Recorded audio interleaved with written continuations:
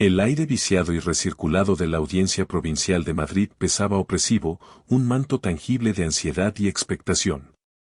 Llevaba el débil y penetrante olor a desinfectante, papel viejo y pavor tácito, una peculiar firma olfativa de la justicia. Hileras de espectadores, un mosaico de curiosos, profesionalmente distantes y profundamente implicados, llenaban los bancos de la galería, sus murmullos colectivos un zumbido bajo e incesante bajo el techo abovedado. Se inclinaban hacia adelante, con los ojos fijos en el escenario central donde estaba a punto de desarrollarse un profundo drama. La mesa del acusado, una vasta e imponente losa de caoba pulida, parecía tragarse la figura que estaba a su lado. Era joven, increíblemente joven para el peso del momento, pero se mantenía erguido, con las manos metidas despreocupadamente en los bolsillos de su pantalón de traje oscuro, impecablemente limpio, aunque ligeramente mal ajustado. Mantenía la barbilla en su sitio, una sutil elevación que no señalaba desafío, sino una inquebrantable resolución interior, una silenciosa negativa a doblegarse. Era Mateo Vargas, apenas 20 años, formalmente acusado de robo de vehículo y conducción temeraria, cargos que amenazaban con consumir por completo su incipiente edad adulta. La gravedad de las acusaciones era innegable, lo que estaba en juego era increíblemente alto. Sin embargo, la forma en que el juez Benito Alarcón, un hombre cuyo cabello plateado y toga perfectamente confeccionada exudaban un aura de autoridad inquebrantable, miraba a Mateo dejaba abundantemente claro que el verdadero juicio, el que realmente importaba, trascendía la mera letra de la ley. Alarcón se reclinó en su formidable sillón de respaldo alto, el cuero gastado crujiendo suavemente bajo su considerable peso. Sus dedos, adornados con un único y pesado anillo de sello, golpeaban un ritmo lento y rítmico contra la madera pulida de su escritorio. Miró a Mateo por encima del borde de sus bifocales, sus labios torciéndose en algo que oscilaba entre una sonrisa practicada y una mueca abierta. ¿Cree que es usted un sabio legal, señor Vargas? Su voz, un barítono grave, llevaba una diversión seca y displicente que cortó el zumbido de la sala. Esto no es un salón de debates universitario, joven. Es un tribunal de justicia, donde se aplican principios legales genuinos, no se paran argumentos teóricos. Unas cuantas risas frágiles y secas recorrieron la sala, el alguacil de rostro pétreo, una mujer cuya expresión severa rara vez vacilaba, la taquígrafa que tecleaba perpetuamente, sus dedos un borrón sobre las teclas. Incluso la fiscal Elena Ríos, una mujer cuyo traje de diseño y peinado impecable parecían contener un inflado sentido de superioridad. Todos eran cómplices de la broma silenciosa, una asunción colectiva de autoridad, una conspiración de resultados predecibles. Mateo Vargas, para ellos, no era más que otro engranaje en la chirriante e inflexible maquinaria de la justicia, destinado a ser triturado hasta convertirse en polvo. Mateo no se inmutó. Su mirada permaneció fija, inquebrantable, encontrando los ojos condescendientes del juez sin un temblor. No se reía. ¿Cómo podría? Había pasado años, con una dedicación casi obsesiva, preparándose para este mismo momento, aunque no en esta capacidad específica.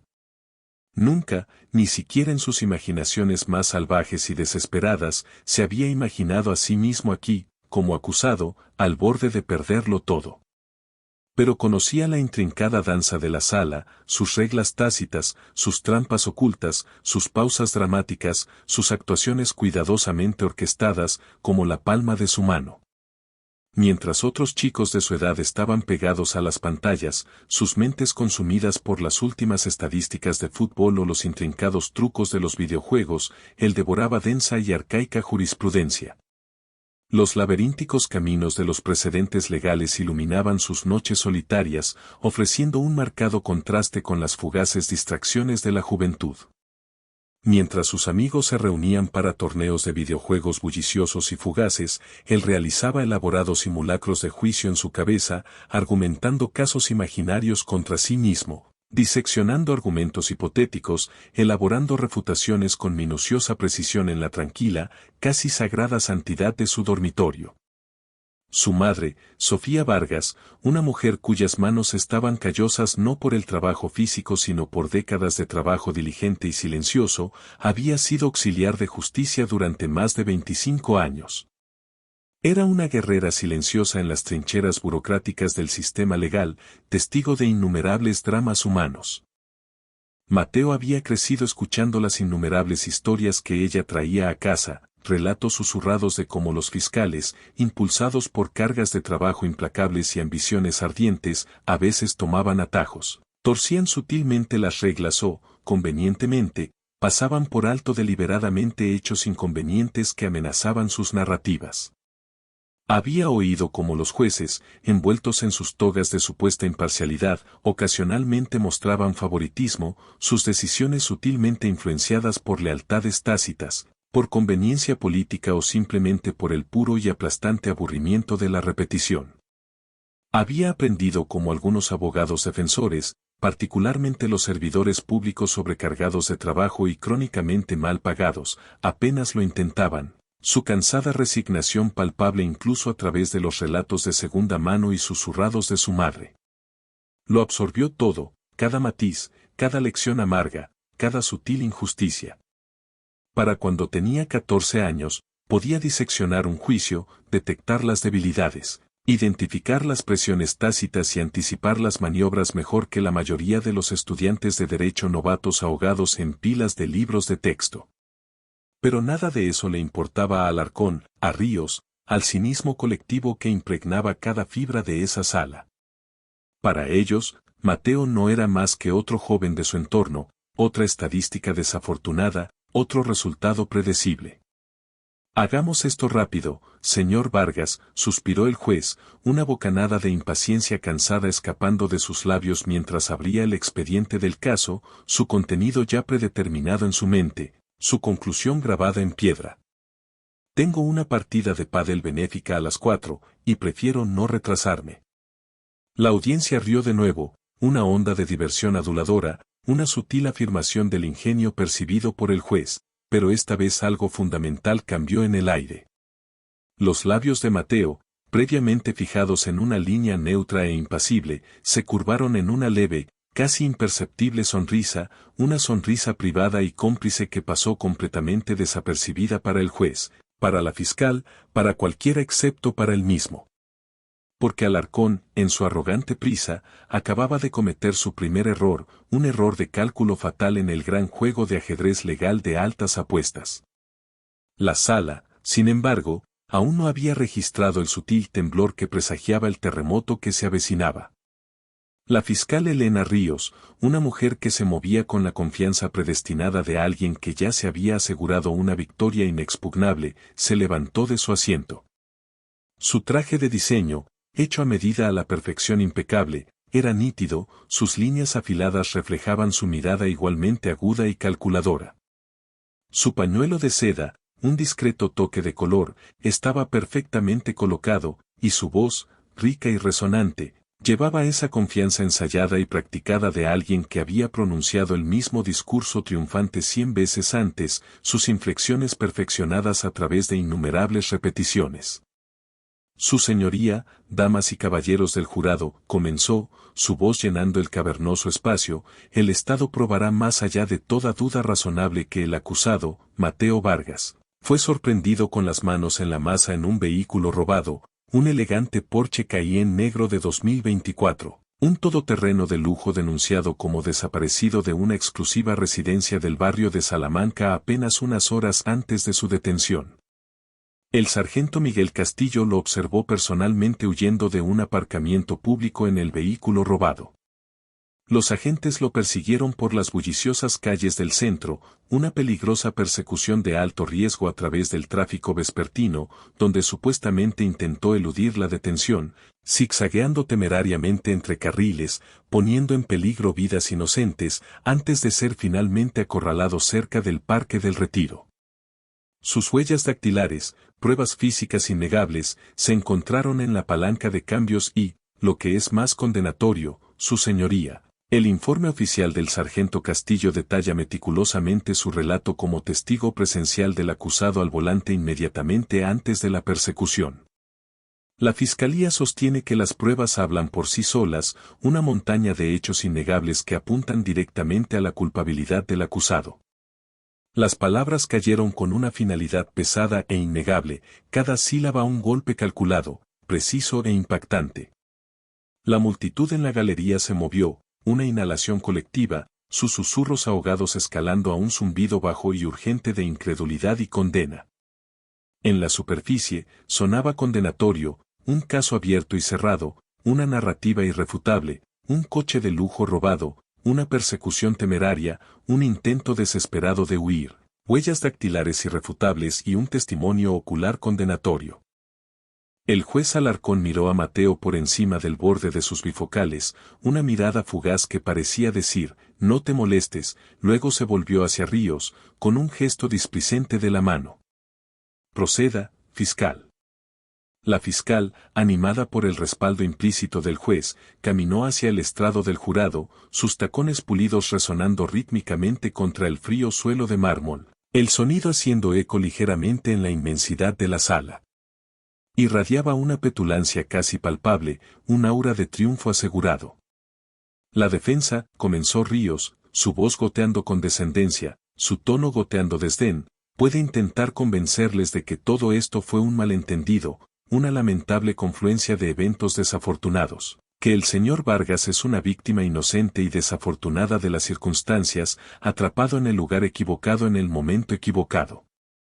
Se volvió entonces, sus ojos, fríos e inquebrantables, fijos en los de Mateo por primera vez.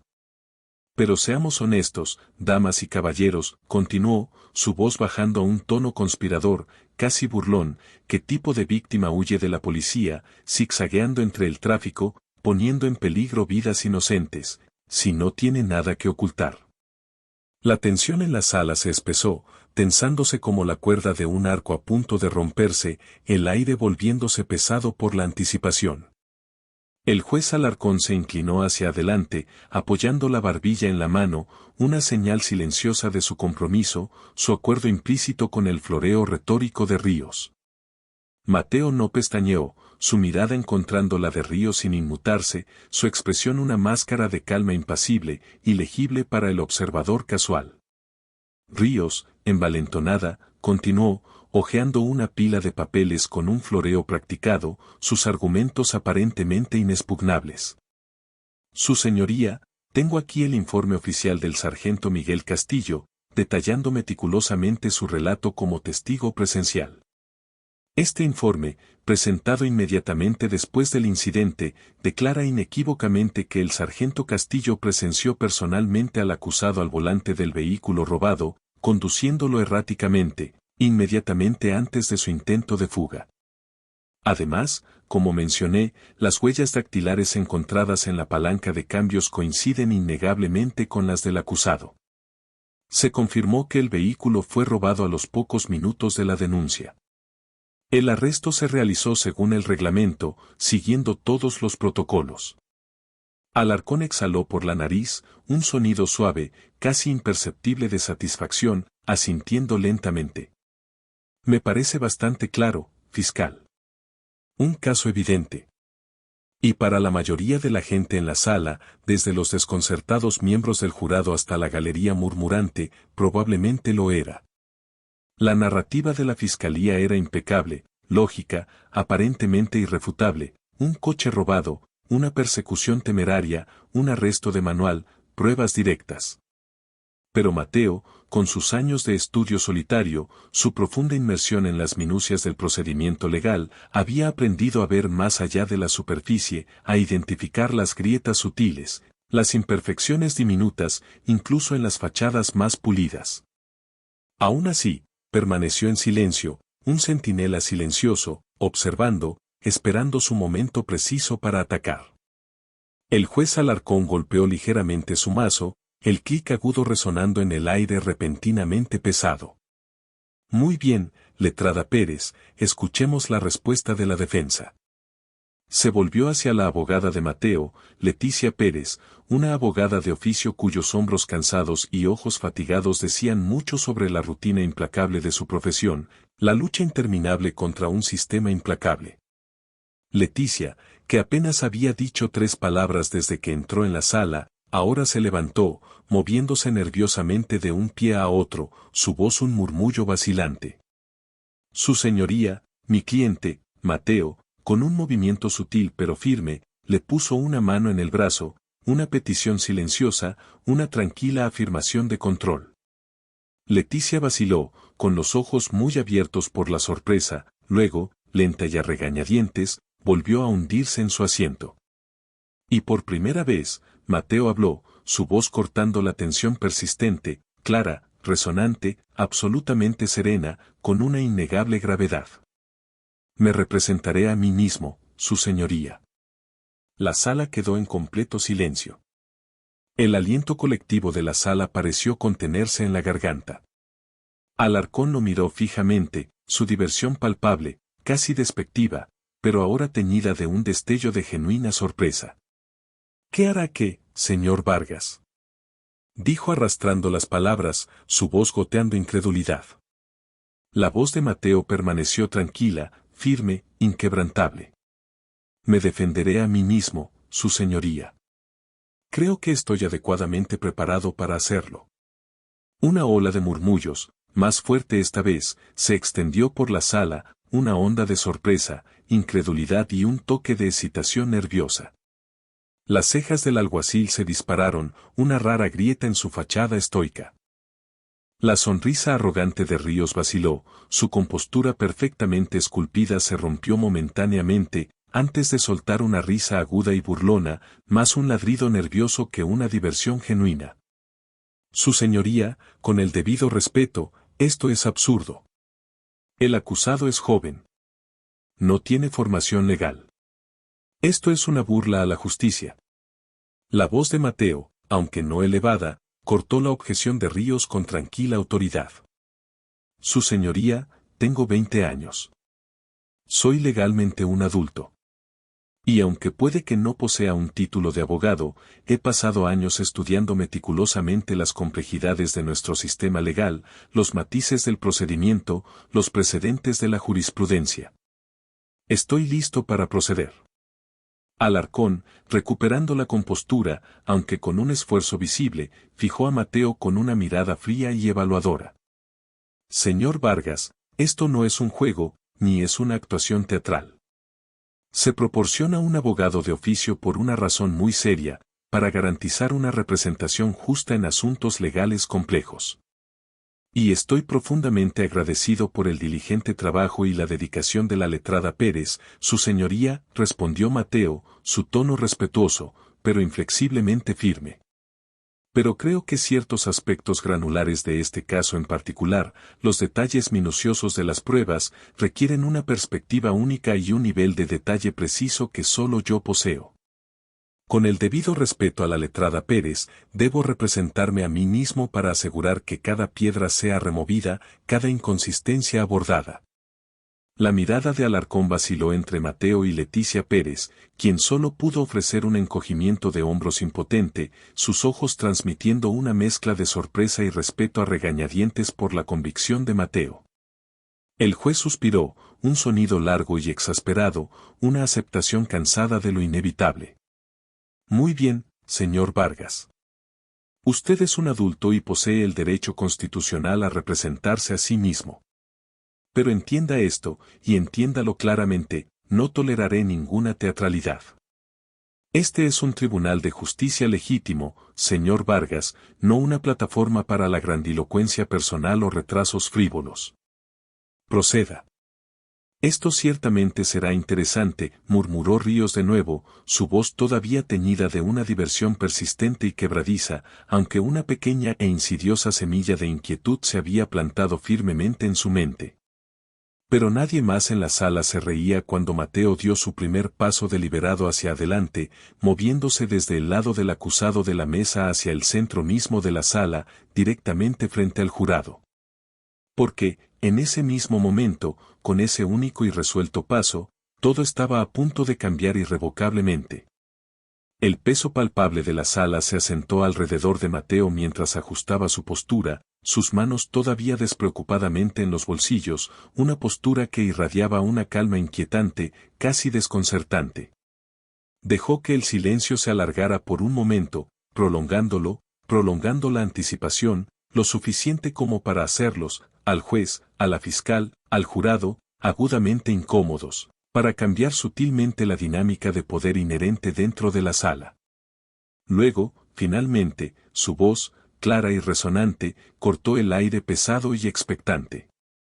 Su señoría, antes de comenzar con mi declaración inicial, me gustaría aclarar un punto fundamental con la fiscalía.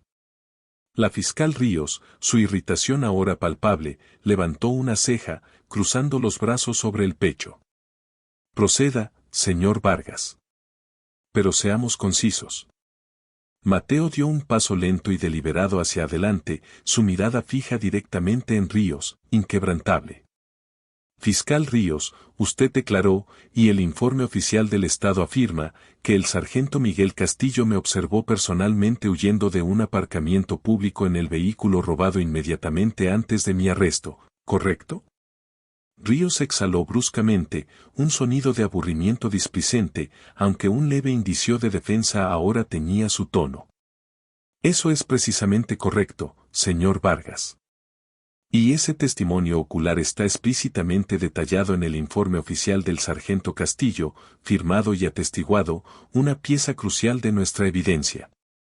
Por supuesto que lo es, asintió Mateo lentamente, su voz suave, desprovista de cualquier sarcasmo discernible.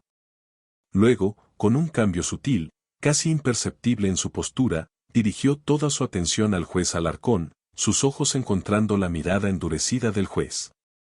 Su señoría, pido que se desestime ese testimonio específico como prueba. Alarcón lo miró con los ojos entrecerrados, una chispa repentina y genuina de desconcierto parpadeando en sus ojos. ¿Con qué fundamento, señor Vargas? Esa es una moción muy seria. El testimonio ocular de un agente de policía generalmente tiene un peso significativo.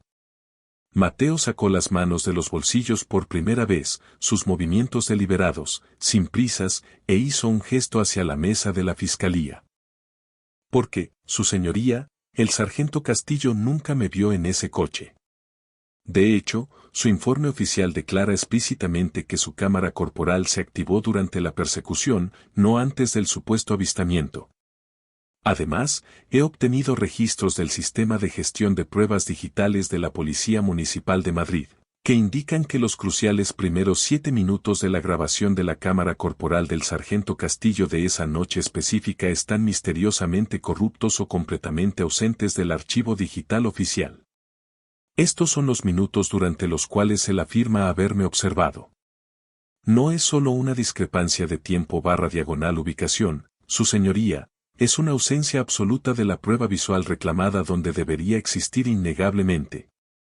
Un palpable destello de confusión genuina e ingenua, que se transformó rápidamente en ira, cruzó el rostro de Ríos. Su fachada cuidadosamente construida se derrumbó momentáneamente. ¿Qué está insinuando, señor Vargas? Es una acusación escandalosa. El informe es lo que cuenta. Mateo dio otro paso adelante, su voz ganando una autoridad tranquila pero innegable, su tono inquebrantable. Su señoría, si el tribunal me lo permite, me gustaría presentar una solicitud formal para verificar la cadena de custodia digital completa y sin editar de la grabación de la cámara corporal del sargento Castillo de esa noche. Me gustaría ver los archivos originales, sin corromper, y los registros que detallan cualquier acceso, alteración o eliminación de esa grabación específica. Si el detective me vio como afirma, la grabación debería existir y estar intacta desde el momento de la observación. Pero, dejó la palabra suspendida en el aire, cargada con la acusación tácita de manipulación u omisión deliberada, tengo un presentimiento muy fuerte de que no será así. Ahora, los murmullos en la galería estallaron en jadeos audibles y exclamaciones de asombro. Los miembros del jurado, que antes parecían aburridos u observando pasivamente, se enderezaron, con los ojos muy abiertos por la creciente comprensión. Alarcón frunció el ceño, su mirada severa cambiando de Mateo a Ríos, una pregunta silenciosa y exigente suspendida entre ellos. La fiscal Ríos carraspeó, un sonido seco e incómodo, su mandíbula apretándose casi imperceptiblemente. Su señoría, esto es un intento de descarrilar el procedimiento. La integridad del sargento Castillo está fuera de toda duda. ¿Vamos a creer realmente la palabra sin fundamento de un acusado de robo de vehículo, nada menos, por encima de un agente de la ley profesional y condecorado y su documentación oficial y firmada? Su voz estaba recuperando parte de su fanfarronería, tratando de reafirmar el control, pero el temblor era innegable. Mateo se encogió de hombros, un gesto pequeño, casi casual, de confianza suprema que desmentía su edad. Su señoría, si la afirmación del detective es cierta, entonces los datos completos y no corruptos de la cámara corporal lo probarán inequívocamente. Es una simple cuestión de informática forense y transparencia. Pero si no están completos, si faltan segmentos cruciales o están corruptos, entonces el testimonio del detective se vuelve, en el mejor de los casos, poco fiable, y en el peor, una fabricación deliberada para ajustarse a una narrativa. Eso, su señoría, va al corazón mismo de este caso. Alarcón estudió a Mateo durante un largo e incómodo momento, con los ojos entrecerrados, su diversión inicial ahora completamente reemplazada por una palpable sensación de incomodidad e irritación creciente. La gravedad de la afirmación de Mateo, respaldada por detalles técnicos como la integridad digital y los archivos perdidos, era imposible de descartar de plano. Luego se volvió hacia Ríos, su voz entrecortada, exigiendo una respuesta. Fiscal Ríos, ¿tiene la Fiscalía algún problema en proporcionar los registros completos y sin editar de la cadena de custodia digital de la grabación de la cámara corporal del sargento Castillo, como solicita el señor Vargas?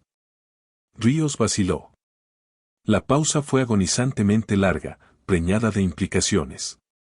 El jurado lo notó. La galería lo notó. Y lo más importante, el juez lo notó, su expresión se tensó con una visible onda de irritación profesional. Mateo respiró hondo, tranquila y mesuradamente.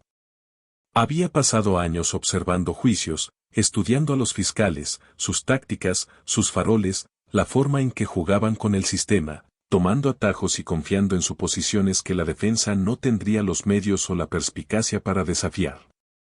Y había una cosa que sabía sin lugar a dudas, una regla cardinal de la sala: si una fiscal estaba genuinamente segura de su caso, si sus pruebas eran verdaderamente inexpugnables, nunca, jamás, dudaría cuando se le desafiara a verificar su existencia misma e integridad. Alarcón suspiró, un sonido largo y exasperado, pellizcando el puente de su nariz. ¿Fiscal Ríos?, preguntó de nuevo, su voz más aguda ahora, exigiendo una respuesta inmediata e inequívoca. Ríos finalmente negó con la cabeza, un movimiento reacio, casi imperceptible, su rostro una máscara de furia apenas contenida. Sin objeciones, su señoría. Los registros estarán disponibles. Pero el cambio ya había comenzado. Las placas tectónicas de la dinámica de la sala habían comenzado a moverse, rechinando inexorablemente. Por primera vez, la sala ya no se reía. La sala estaba en silencio, un silencio profundo y pesado, pero la tensión, espesa y palpable, era fuerte, vibrando como una corriente eléctrica sobrecargada. La marea había cambiado, y todos en la sala lo sintieron con una claridad escalofriante. La fiscal Ríos, con el rostro ahora de un ligero tono carmesí, barajó sus papeles con un crujido nervioso, su confianza pulida visiblemente resquebrajándose por los bordes.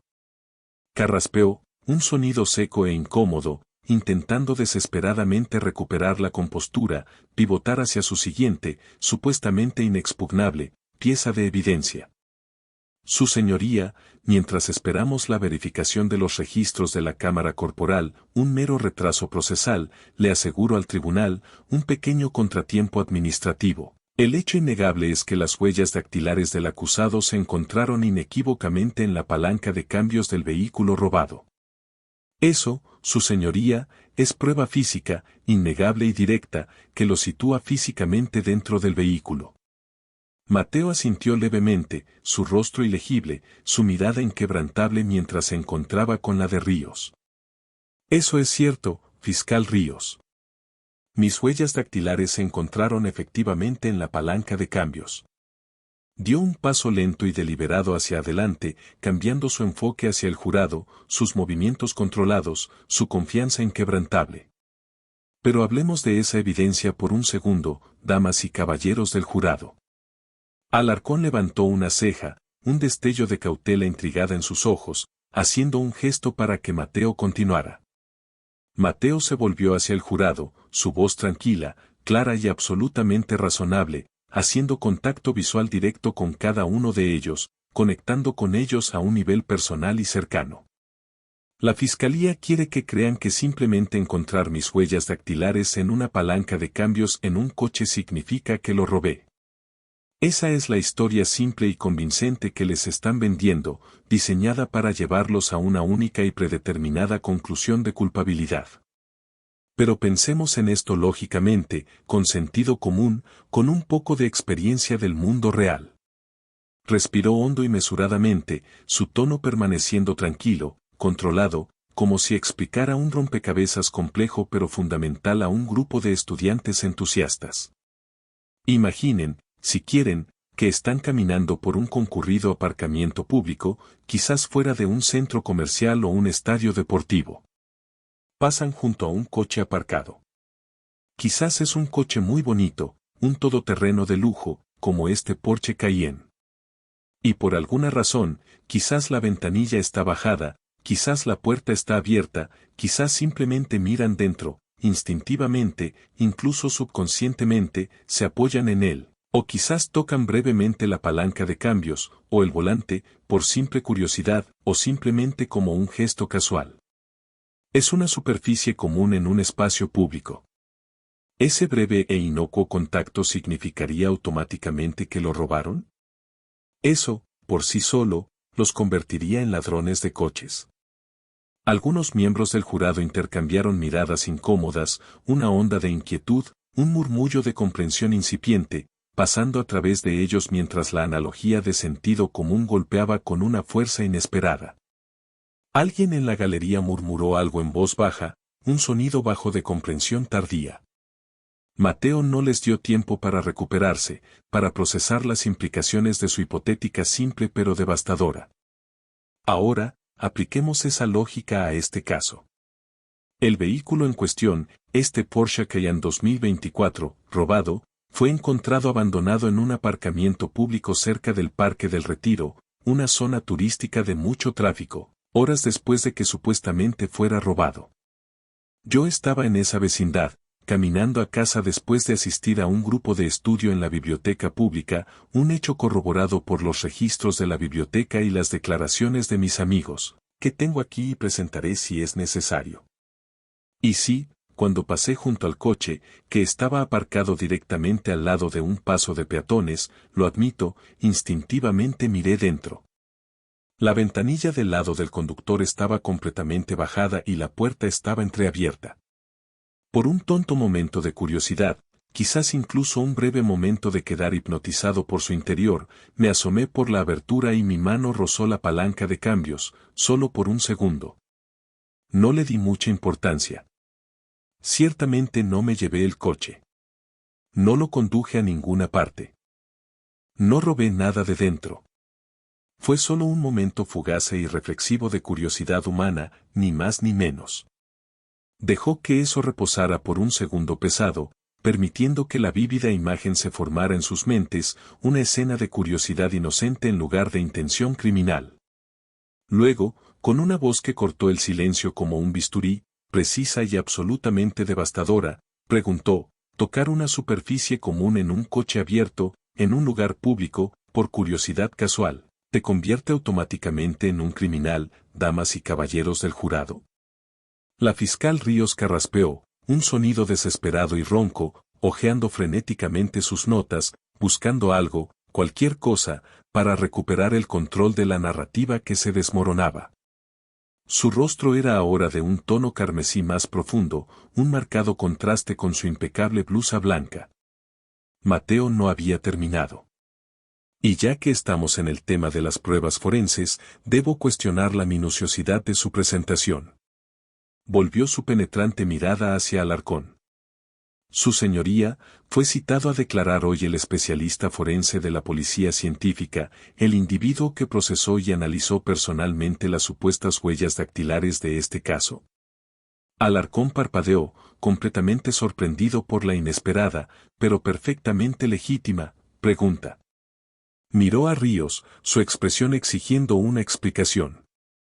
La fiscal vaciló, una pausa larga y agonizante que decía mucho, luego, a regañadientes, con la voz apenas un susurro, logró decir, no, su señoría. El informe forense se presentó como documentación suficiente. Es una práctica habitual. Los labios de Mateo se apretaron, una línea fina y tensa. Permítame entender esto bien, fiscal Ríos, dijo, su voz teñida no de ira, sino de lógica fría y quirúrgica, cada palabra un golpe deliberado. El Estado está utilizando pruebas forenses, supuestamente cruciales para juzgarme y condenarme por un delito grave, un crimen con graves implicaciones para mi futuro, pero no consideraron necesario o importante traer al especialista real, al experto que procesó esas pruebas. ¿Ninguna oportunidad para que yo contrainterrogue a ese especialista? ¿Ninguna oportunidad para preguntar sobre la cadena de custodia de las pruebas, sobre la posible contaminación en un aparcamiento público, sobre las metodologías específicas utilizadas en su análisis, o para impugnar la exactitud o integridad del análisis mismo? ¿Solo un informe, presentado como un evangelio, sin oportunidad de escrutinio? La mandíbula de Ríos se tensó, un músculo saltando involuntariamente en su mejilla. Tragó saliva, sus ojos recorriendo nerviosamente la sala, dándose cuenta de la precariedad de su posición. Mateo simplemente asintió, como si eso fuera todo lo que necesitaba oír, el silencio condenatorio confirmando su acusación tácita de negligencia procesal, sino de evasión absoluta.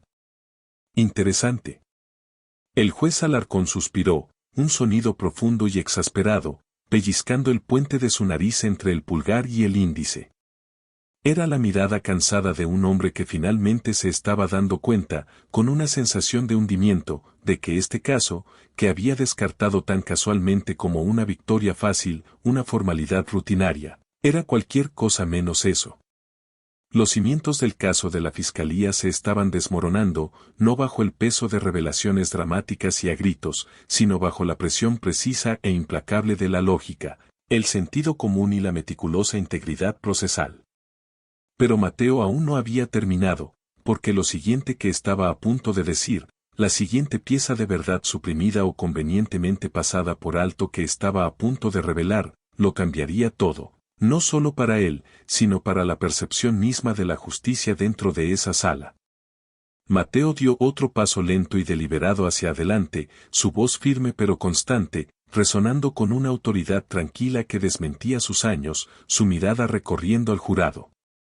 Su señoría, antes de proceder con mis argumentos finales, me gustaría presentar como prueba un documento crucial, una copia de la denuncia policial inicial presentada por el propietario del vehículo, el señor Javier Calderón, la noche en que se denunció el robo de su coche. El juez Alarcón frunció el ceño, su frente surcada por una profunda V. La denuncia inicial, señor Vargas. No tenía conocimiento de ninguna discrepancia entre la denuncia inicial y la presentada por la Fiscalía en el descubrimiento. Su mirada se dirigió inmediatamente a Ríos, una pregunta silenciosa y furiosa en sus ojos, exigiendo una explicación por otra posible omisión. Mateo asintió, su expresión inquebrantable. Sí, su señoría. El señor Javier Calderón, el propietario registrado del supuesto Porsche que han robado, proporcionó una declaración inicial detallada a la Policía Nacional. Una declaración que, por alguna razón inexplicable, nunca se presentó por completo en los archivos oficiales de la Fiscalía, ni se proporcionó por completo a mi abogada de oficio antes de hoy. Y creo, dejó que sus palabras resonaran, saboreando el momento, que cuando escuchen lo que el señor Calderón le dijo exactamente a la policía esa noche, entenderán por qué esta información fue tan convenientemente omitida. Su señoría, damas y caballeros del jurado, en la denuncia inicial, presentada por el señor Javier Calderón, Él declaró claramente, y cito, dejé el coche aparcado con la ventanilla bajada, y no estoy del todo seguro si cerré las puertas. A veces soy descuidado, y mi hijo a veces lo usa sin avisar.